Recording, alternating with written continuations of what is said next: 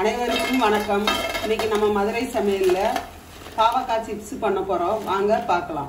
இந்த பாவக்காய் சிப்ஸ் பண்றதுக்கு 1/4 கிலோ பாவக்காய் எடுத்துருக்கிறேன். இப்போ இதை சின்ன சின்னதா கட் பண்ணி எடுத்துக்கலாம். ரவுண்ட் ரவுண்டா பாவக்காயை இந்த மாதிரி நல்லா மெலிசா கட் பண்ணி எடுத்து வச்சுக்கோங்க. கொஞ்சம் பிஞ்சு பாவக்காயாவே எடுத்துக்கோங்க. விதை இருக்கிற பாவக்காயா இருந்தால் விதையை எடுத்துட்டு சேர்த்துக்கோங்க. இது நல்லா பிஞ்சா இருக்கு. நாங்கள் அப்படியே கட் பண்ணி சேர்த்துக்கிட்டோம். இப்போ இது கூட 1 ஸ்பூன் உப்பு சேர்த்துக்கோங்க. தண்ணி வந்து கொஞ்சம் வெதுவெதுப்பான தண்ணி சேர்த்துக்கோங்க. அந்த கசப்பு தன்மையெல்லாம் போயிடும். ரொம்ப சூடாக ஊற்றிடாதீங்க, வெதுன்னு ஊற்றிக்கோங்க.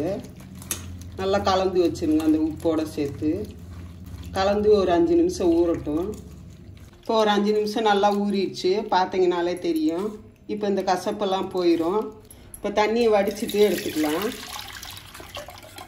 தண்ணி சுத்தமாக இல்லாமல் நல்லா வடிச்சிட்டு எடுத்துக்கோங்க.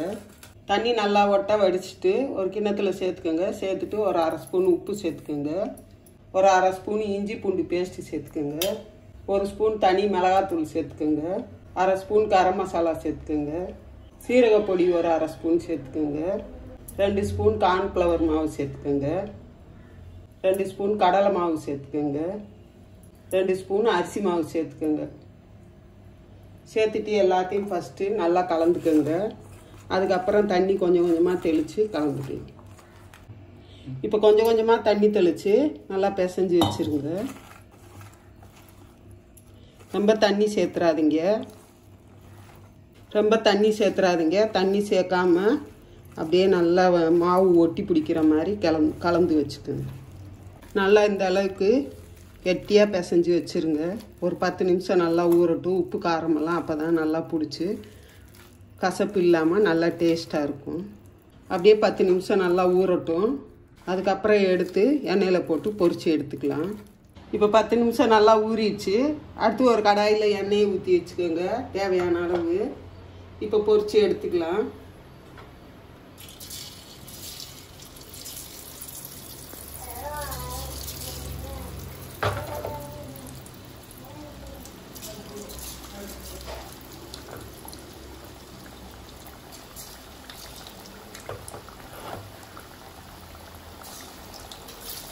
போட்டோன்னே திருப்பி விடாதீங்க, மசாலாலாம் பிரிஞ்சு வந்துடும். ஒரு 2 நிமிஷம் வெந்ததுக்கப்புறம் திருப்பி பரட்டி வறுத்து எடுத்துக்கோங்க.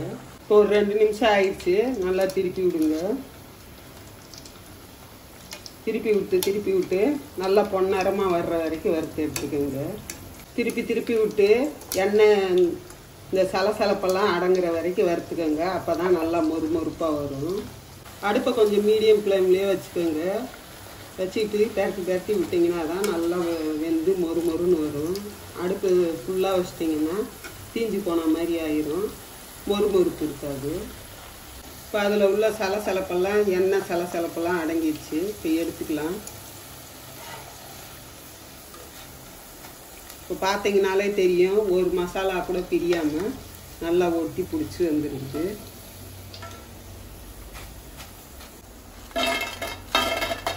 மீதம் இருக்கிறதையும் பொரிச்சு எடுத்துக்கலாம். பாவக்காய் சாப்பிடாத பசங்களுக்கு கூட இது மாதிரி சிப்ஸ் பண்ணி கொடுத்தீங்கன்னா நல்லா சாப்பிடுவாங்க. சுகருக்கு ரொம்ப நல்லது. பெரியவங்களும் நல்லா சாப்பிடலாம். இந்த பாவக்காய் வந்து சிப்ஸ் பண்ணி.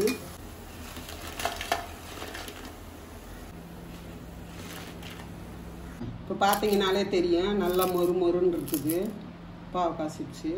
இந்த மாதிரி பண்ணி கொடுத்தீங்கன்னா குழந்தைங்களும் விரும்பி சாப்பிடுவாங்க. பெரியவங்களுக்கு ரொம்ப நல்லது. இது மாதிரி பண்ணி கொடுங்க உங்கள் வீட்டு பசங்களுக்கு. இப்போ பாவக்காய் சிப்ஸ் ரெடி ஆயிடுச்சு. நீங்களும் உங்கள் வீட்டில் ட்ரை பண்ணி பாருங்கள். இந்த வீடியோ உங்களுக்கு பிடிச்சிருந்ததுன்னா லைக் பண்ணுங்கள், கமெண்ட் பண்ணுங்கள், ஷேர் பண்ணுங்கள். இதே மாதிரி அருமையான ரெசிபியோட அடுத்த வீடியோவில் சந்திப்போம். நன்றி.